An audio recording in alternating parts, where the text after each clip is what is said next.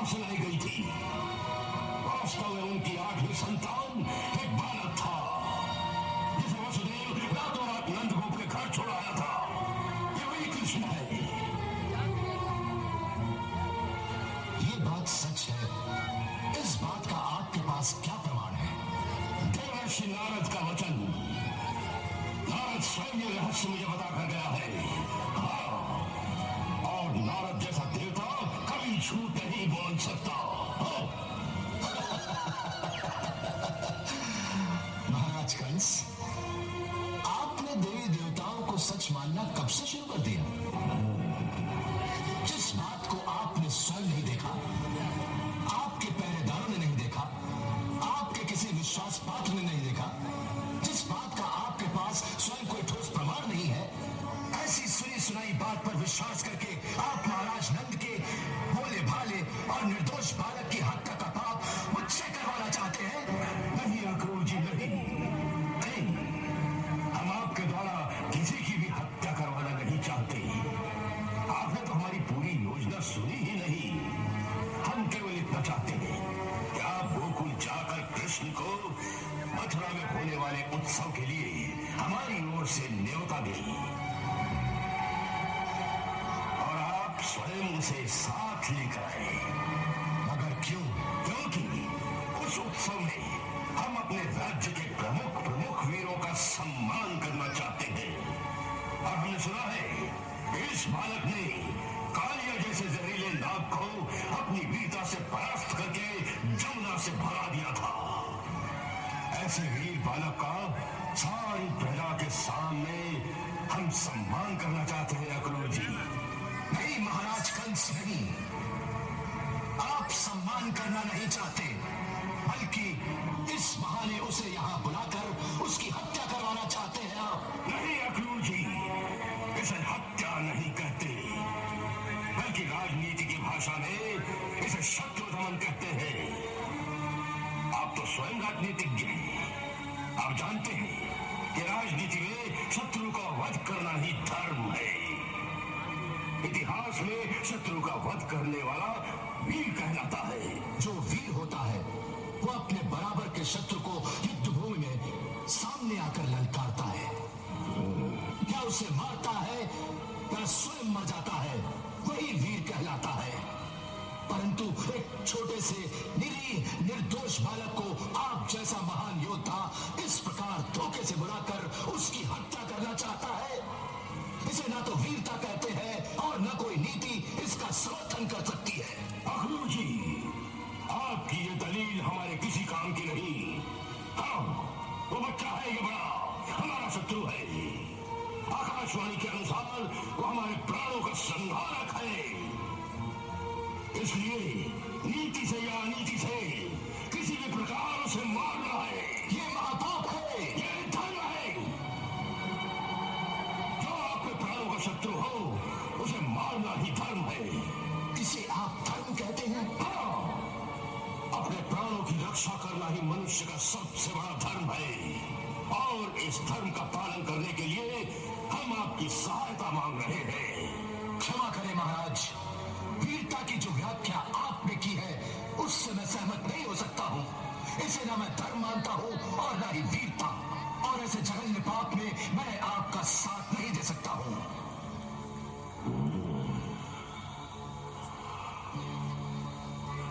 आप मथुरा के महाराज की आज्ञा की अवहेलना कर रहे हैं। इसका परिणाम जानते हो? परिणाम का भय? महाराज कंस, जिस दिन किसी यदुवंशी के हाथ में उसका गुरु उसे तलवार देता है तो सिर्फ एक ही शर्त रखता है कि परिणाम के भय से जिस दिन वो अपने कर्तव्य का पालन करने से डर जाएगा तो तलवार नदी में फेंक देगा, क्योंकि ऐसे कायर मनुष्य को तलवार धारण करने का कोई अधिकार नहीं होता। और मैं ये तलवार फेंकना नहीं चाहता, क्योंकि मेरी वीरता और मेरा कर्म दोनों इस समय मुझे यही कहते हैं कि यदि वो बालक नंदगोप का ही पुत्र है तो उस निर्दोष की हत्या करना या करवाना महापाप है, और ये महापाप मैं करना नहीं चाहता। यदि आपकी बात ही सच है कि कृष्ण ही कुमार वसुदेव का 8वां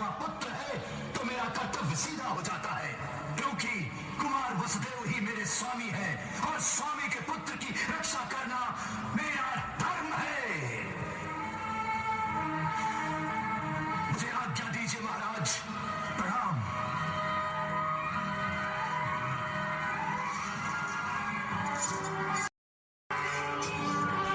बचेंगे।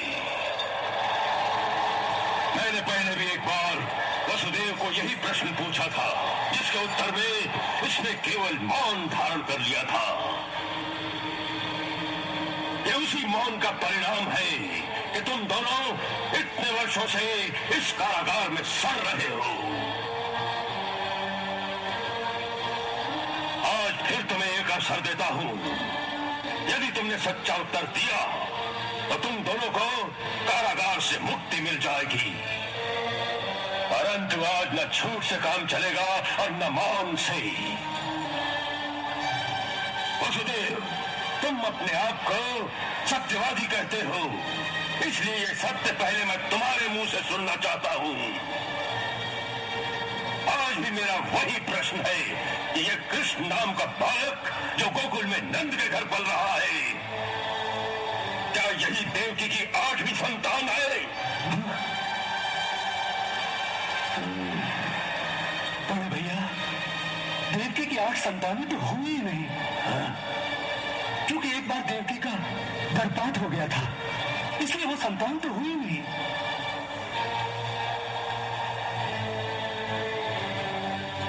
देवकी, तुम्हारा क्या उत्तर है? जो इन्होंने कहा वही सत्य है। शब्दों के हेर फेर से झूठ सत्य में नहीं बदल जाता। तुम दोनों झूठ बोल रहे हो। हाँ, शायद तुम जानते नहीं कि मुझे सत्य का पता चल चुका है और मेरे पास उसका प्रमाण भी है। क्या प्रमाण है? देवर्षि नारद का वचन। नारद जी? हाँ, नारद जी। वो एक देवर्षि है, एक देवता है और वो कभी झूठ नहीं बोल सकता। उसने स्वयं मुझे बताया है कि कृष्ण तुम्हारा ही पुत्र है। अब मेरी बात का उत्तर दो कि क्या ये सत्य है? यदि देवर्षि नारद की कही हुई बातों पर आपको पूर्ण विश्वास है, तो फिर देवकी के हाँ ना कहने से क्या अंतर पड़ता है? अंतर पड़ता है वसुदेव, अंतर पड़ता है, क्योंकि यदि तुम ये स्वीकार करते हो कि कृष्ण तुम्हारा ही पुत्र है, तो तुम मेरे सामने वचनबद्ध हो। हाँ, तुम स्वयं उसे यहां बुलाकर अपने हाथों मुझे समर्पित कर दो।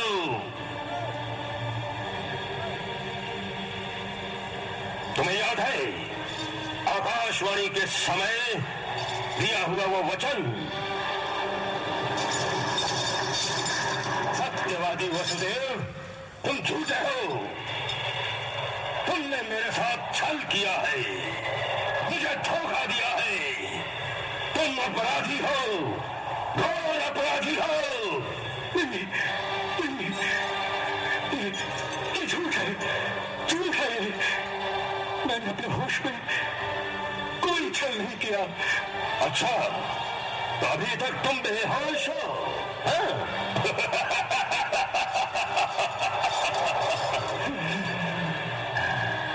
तुम्हें याद है उस दिन भी तुमने यही कहा था और मैंने कहा था कि जब तक तुम होश में नहीं आते, सच्चाई बताने को तैयार नहीं होते, तब तक तुम कारागार में रहोगे और मैं प्रतीक्षा करूंगा। परंतु अब मेरे पास प्रतीक्षा का समय नहीं रहा। मैं तुमसे अंतिम बार पूछता हूं, तुम सच्चाई को स्वीकार करते हो या नहीं? वसुदेव, तुम्हें होश में लाने और सत्य स्वीकार कराने के लिए और भी उपाय है मेरे पास। बोलो, बोलो। नहीं, नहीं, नहीं, दया करो। इतना अत्याचार न करो, दया करो। नहीं, दया, छोड़ दो, छोड़ दो। भैया नहीं।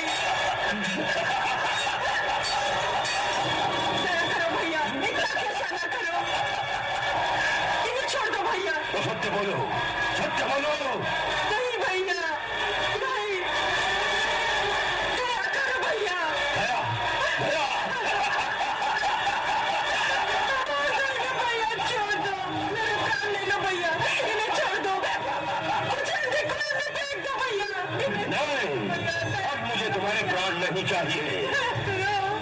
ये अपने वचन से फिर गया है, ये अपराधी है, ले चलो इसे। मेरा प्राण बचाने के लिए इन्होंने वचन दिया था, यदि ये वचन का पालन नहीं कर सके तो मेरे प्राण ले लो, मुझे अंधे कुएं में फेंक दो। स्वीकार करती हो कि कृष्ण तुम्हारा ही पुत्र है? इंकार कर लो, कृष्ण तुम्हारा ही पुत्र है। बोलो, कृष्ण तुम्हारा पुत्र है? मैं तुम्हें आखिरी बार पूछता हूँ, बोलो हाँ, बोलो हाँ, बोलो हाँ। तो ठीक है, चलो।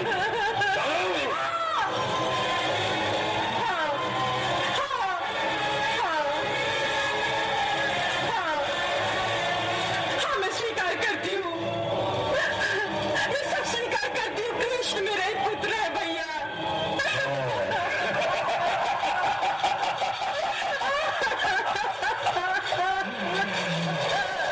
अब सत्य स्वीकार किया, हाँ?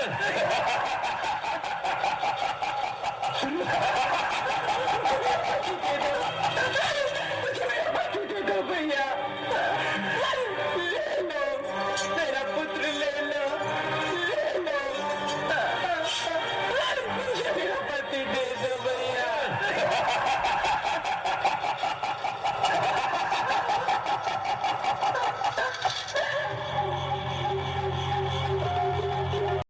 को मथुरा बुलाया है। इतना कुछ कहने की आवश्यकता ही नहीं, बस इतना ही कहना कि उसकी माँ की आज्ञा है कि वो आपके साथ मथुरा आ जाए। यदि उसने पूछा क्यों, यदि उसने आने से इनकार किया तो? यदि वो मेरा पुत्र है तो ना क्यों पूछेगा, न इनकार करेगा, बस माँ की आज्ञा का पालन करेगा।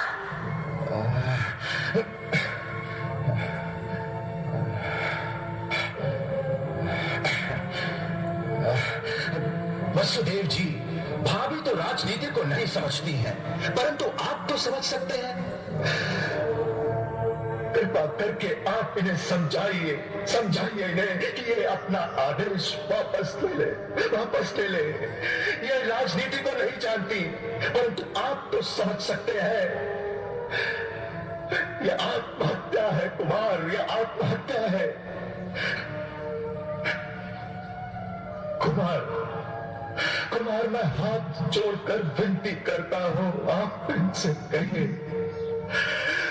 इनसे कि ये अपना आदेश वापस ले ले।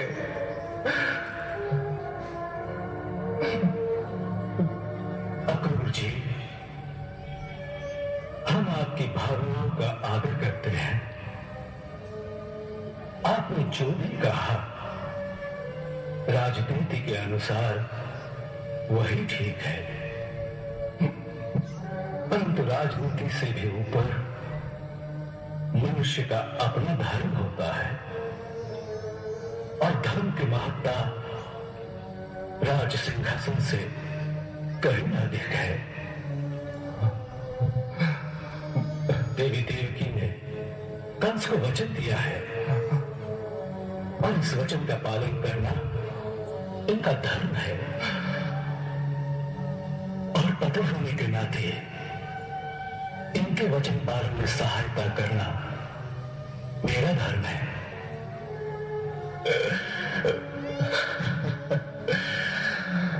भाभी, भगवान के लिए मेरी बात पर फिर से विचार करो। जो बाजी हम जीत सकते हैं भाभी, जो जीत सकते हैं, उसमें इस प्रकार हमें हार मत दिलाओ भाभी, हार मत दिलाओ। भाभी ये सोचो, जिसे आप कंस की पाप की भट्टी में झोंक रही हैं, उस बालक के बारे में प्रजा के हृदय में यह धारणा है, ये उसका तारनहार है। अंदर ही अंदर उसे भगवान का अवतार मानते हैं वो।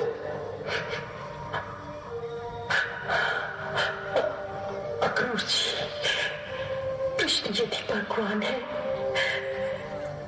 तो हम उसके लिए डरने की कोई आवश्यकता नहीं। वो अपनी सुरक्षा स्वयं कर सकता है, और यदि वो सिर्फ मानव है केवल मेरा पुत्र है, तो ऐसे धन संकट की घड़ी में जब मुझे अपने पति और पुत्र दोनों में से केवल एक को चुनना पड़ा, तो एक पतिव्रता के धर्म को मानते हुए पहले अपने पति के जीवन के लिए अपना पुत्र बलिदान देना स्वीकार किया।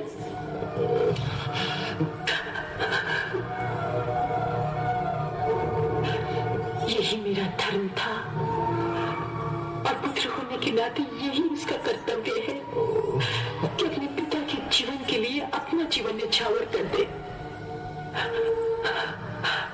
इसलिए अक्रूर जी, मेरी आज्ञा अटल है, उसका पालन किया जाए।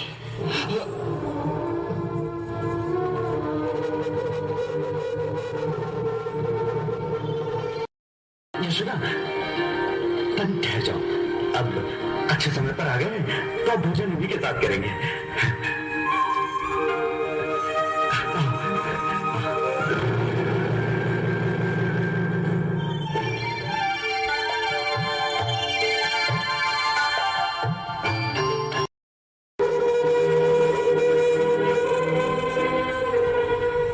पिताजी,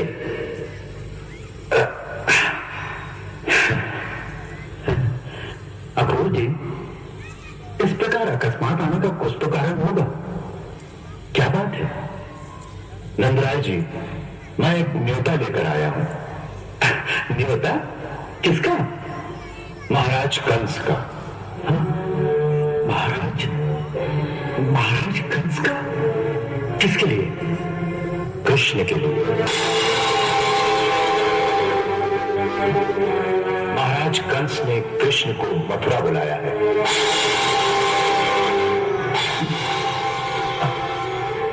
कृष्ण मथुरा? मेरे को समझा नहीं।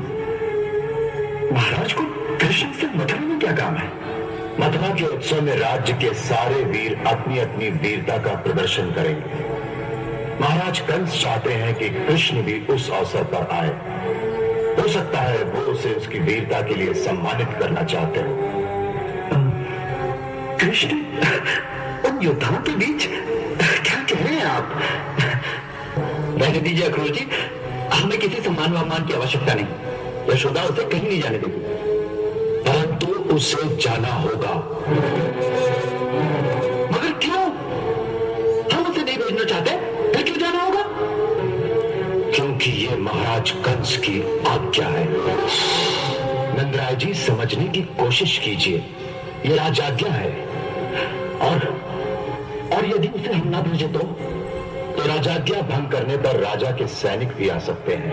और मेरे विचार से राजा के सैनिक गोकुल के आसपास ही कहीं होंगे और देख रहे होंगे कि राजा की आज्ञा का पालन हो रहा है या नहीं। ये कैसी आज्ञा है? ये तो अत्याचार है कि माता पिता से पूछे बिना किसी बालक को ये जबरदस्ती उठा लिया जाए। महाराज कंस ने ये आज्ञा कृष्ण के माता पिता से पूछ कर ही दी है। माता पिता से पूछकर आज्ञा दी है, परंतु हमसे तो किसी ने नहीं पूछा।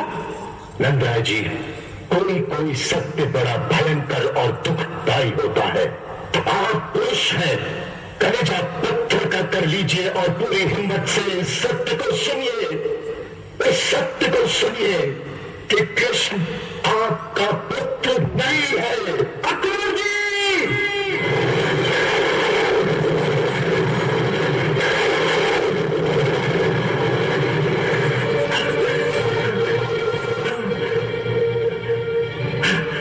अक्रूर जी, आपके होश तो ठिकाना है?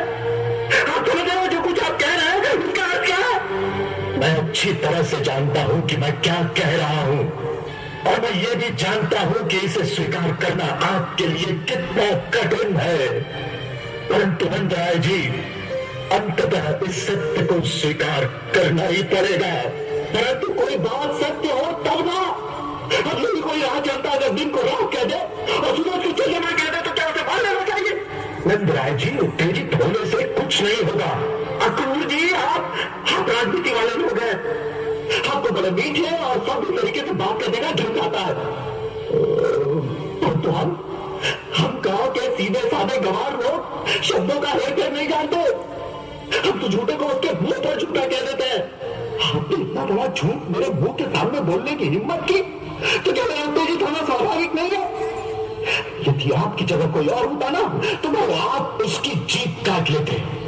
मैं जानता हूं, परंतु मैं धीरज आपको ये सत्य बताने पर आप उसी बात को सत्य सत्य सत्य कहने जा रहे हैं। आपको इस भारती का तो याद है जिसका आनंद का वार्तालाप कर रहे हैं? सारा संसार जानता है कि कृष्ण मेरा पुत्र है और उसने इस घर में जन्म लिया है, परंतु नंदराज जी अक्रूर जी, आप हमारे अतिथि हैं। हम आपका अपमान नहीं करना चाहते। यदि किसी और में ये बात कही होती ना, तो हम उसे यमुना में फिकरा देते। इसलिए उचित नहीं होगा क्या? कृपा करके गोकुल से चले जाइए। आप गोकुल से चले जाइए।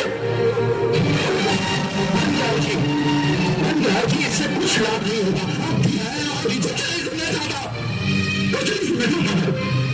कृपा करके गोकुल छोड़कर चले जाइए, चले जाइए। ये आप कैसी बातें कर रहे हैं गुरुजी जी? क्या बात है? कुछ ये बातें तुम्हारे सुनने योग्य नहीं है। गुरुजी, ये सब क्या है? क्या बात है? कुछ नहीं भाभी, कुछ नहीं। कुछ बात तो जरूर है। भगवान के लिए बताइए कि क्या हो रहा है? क्या बात है? नहीं भाभी, मुझ में हिम्मत नहीं है आपको ये बात बताने की। आप नंदराय जी से ही पूछ लीजिए, और उसको सुनने से पहले अपना कलेजा पत्थर का कर लेना। क्या है? क्या खेल खेलते हो तुम अम्मानों के साथ? आखिर कुछ तो बताइए कि बात क्या है? क्या बताओ यशोदा, मैं क्या बताऊं तुम्हें? मुश्किल से पुत्र दिया था, उसकी खुशियां तो कम दी। तो कभी तेलावत मेरे गिरी बकासुर से मारने आ गया, तो कभी किसी अजगर के मुंह में दे दिया। तुम नहीं जानती यशोदा, तुम नहीं जानती। मैं उसके साथ हंसता था, लेकिन रात रात भर इस भय से सो नहीं पाता था कि पता नहीं कौन सी नई विपत्ति आ जाए मेरे नाम पर। आज इसने सबसे बड़ा पहाड़ मेरे सर पर तोड़ दिया। दूर से ये कह रहा है कि कृष्ण हमारा पुत्र नहीं।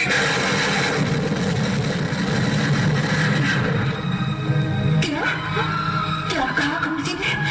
उसने कहा कि तू उसकी माता नहीं, उसका पिता नहीं, हमारा पुत्र नहीं।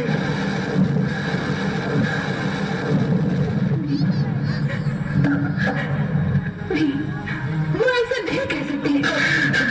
ये सब कैसे कह सकता है? आपने अवश्य सुनने में कोई गलती की होगी। नहीं यशोदा, नहीं, मैंने सुनने में कोई गलती नहीं की। उसने स्पष्ट शब्दों में मुझसे यही कहा कि कृष्ण तुम दोनों का पुत्र नहीं। नहीं, भगवान के लिए ऐसे शब्द मत दोहराइए, मत दोहराइए। आपने ये कहा कि कृष्ण मेरा पुत्र नहीं। बोलिए, आपने ये कहा कि कृष्ण मेरा पुत्र नहीं। हाँ, मैंने यही कहा। इतना बड़ा झूठ बोलने की आपकी हिम्मत कैसे हुई? एक मां के सामने ये कहते हुए कि उसका अपना बेटा नहीं है, आपकी जान नहीं डराती, आपकी हाथ में नहीं कांपती। गुरुजी, बेटा कोई चांदी का लोटा, सोने का आभूषण नहीं, जिसे आप ये कह सके कि मैं किसी और का चुरा रही। बेटा स्त्री के हृदय का एक टुकड़ा होता है, मां के शरीर का एक अंग होता है, वो एक अंग। शिशु भगवान का भेजा हुआ एक दिव्य शरीर होता है, जिसे मां अपने शरीर में से जन्म देती है। इस सत्य को स्वयं परमात्मा भी नहीं झुठला सकते। तो आप कौन होते ये कहने वाले कि जिसे मैंने 9 महीने अपने घर में पाला, जिसे मेरी कोख में जन्म लिया, वो मेरा बेटा नहीं है? परंतु कृष्ण ने आपके कोख से जन्म नहीं लिया, इसीलिए वो आपका पुत्र नहीं है। ऐसी बातें करना आप है गुरुजी,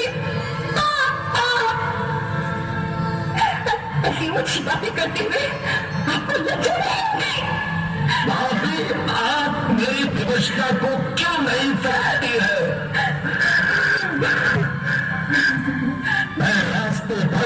साल से यही प्रार्थना करता आ रहा था कि काश आपको ये सत्य बताने से पहले मेरी मृत्यु हो जाए, मैं मर जाऊं। परंतु क्या करूं, परिस्थितियों ने मुझे मजबूर कर दिया है ये सत्य बताने पर। इन झूठ को आप सत्य कैसे कह सकते हैं? सारा संसार जानता है कि इसी घर में मेरे कृष्ण ने मेरी एक औरत से जन्म लिया है। उसी बात को आप झूठ कैसे कह सकते हैं? छल और मिथ्या भाषण की भी कोई सीमा होती है गुरु जी। छल की सीमा होती है मेरी, परंतु सत्य की कोई सीमा नहीं होती। सत्य हर जगह और हर समय सत्य ही रहता है। सत्य को कुछ काल के लिए छिपाया जा सकता है, परंतु सत्य को छिपाने से सत्य झूठ नहीं हो जाता। और यही बात इस समय हो रही है। हमने इतने वर्षों तक इस सत्य को छिपाए रखा, परंतु आज ये सत्य प्रकट हो चुका है। यही हम सबका दुर्भाग्य है।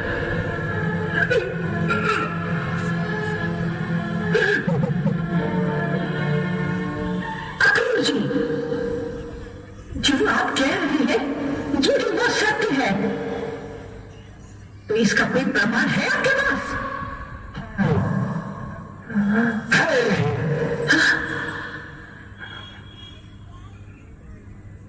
परंतु उससे पहले मैं आपसे एक प्रश्न करता हूं। कृष्ण ने इसी घर में यशोदा भाभी के ही गर्भ से जन्म लिया, इसका कोई प्रमाण है आपके पास?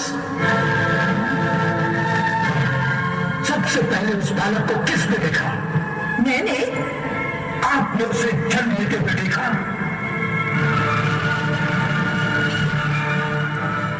नहीं, मैं जब वहां आई तो बालक का जन्म हो चुका था। उस कक्ष में और कौन था? नंदराज थे। आपने उस बालक को जन्म लेते हुए देखा था?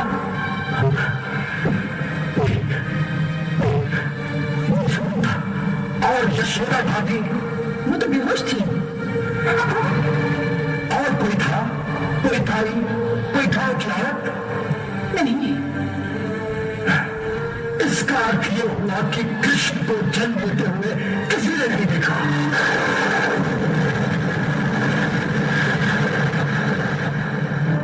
बस कीजिए भगवान के लिए, बस कीजिए। ये कैसी अलग बातें हो रही है। किसी ने देखा नहीं तो इसका ये अर्थ नहीं कि मैंने बालक को जन्म ही नहीं दिया। मैंने जन्म नहीं दिया, एक बच्चे को अपनी कोख में रखा था और फिर मैंने किसी को तो जन्म दिया होगा ना। अवश्य जन्म दिया भाभी, अवश्य जन्म दिया, परंतु आपने जिसे जन्म दिया वो एक कन्या थी, जिसके बारे में यह प्रसिद्ध है कि जब कंस ने उसे देवकी की संतान समझकर पत्थर पर पटकने की कोशिश की तो उसने अष्टभुजा देवी का रूप धर लिया था। ये कहानी सत्य हो सकती है, लेकिन इसे यह सिद्ध नहीं होता कि वो कन्या मेरी ही पुत्री थी।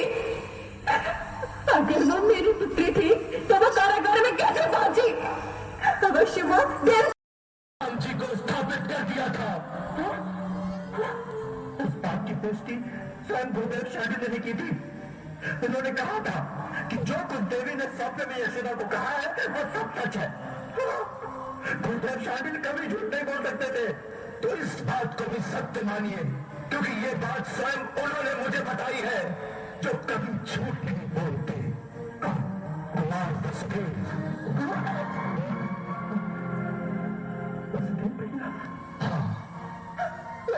भैया ऐसा नहीं कह सकते, नहीं कह सकते, नहीं।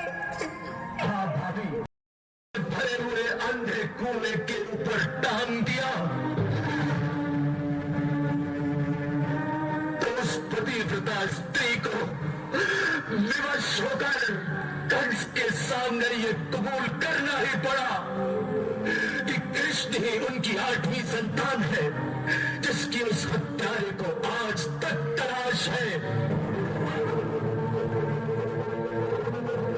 मजबूर होकर देवकी भाभी ने मुझे आज्ञा दी कि मेरे पुत्र को गोकुल से ले आओ और कंस के हवाले कर दो। मैंने उनसे कहा भी कि मैं यशोदा भाभी को कैसे कहूंगा, क्या कहूंगा। उन्होंने इतना ही कहा कि यशोदा से कहना मैं अपने पति के प्राणों की रक्षा के लिए अपने पुत्र की भीख मांग रही हूं। मेरा पुत्र लौटा दो, मेरा पुत्र लौटा दो, पुत्र लौटा दो, मेरा पुत्र लौटा दो।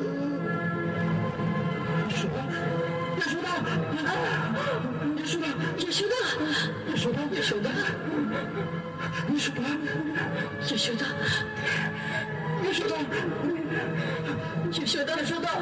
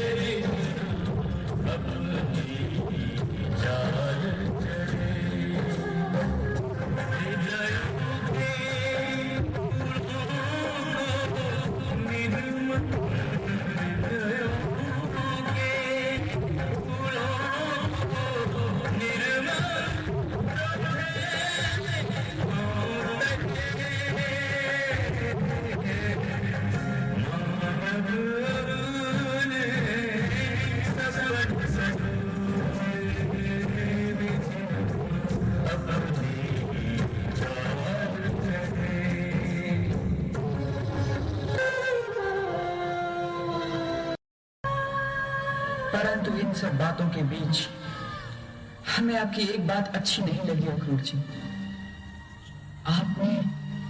आपने इतना बड़ा झूठ कैसे बोल दिया? झूठ? कौन सा झूठ? आपने ये जो कहा कि यशोदा मेरी मैया नहीं। अक्रूर जी, जन्म से लेकर आज तक मेरे लिए यशोदा ही मेरी मैया रही है और सदा वही मेरी मैया रहेगी। परंतु आपका जन्म। अक्रूर जी, मुझे जन्म किसने दिया मैं नहीं जानता, परंतु मेरी याद में पहली बार जिसने मुझे अपना पुत्र कहकर बुलाया था वो मेरी यशोदा मैया ही तो थी, जिसने मुझे अपनी गोद में बिठाया, जिसने मुझे ममता का दूध पिलाया, जिसने मेरी उंगली पकड़कर मुझे चलना सिखाया, वो मेरी यशोदा मैया ही तो थी अक्रूर जी। जिसने मेरे छोटे छोटे कानों में मीठी मीठी रोटियां सुनाई थी, अक्रूर जी वो मेरी यशोदा मैया ही थी ना।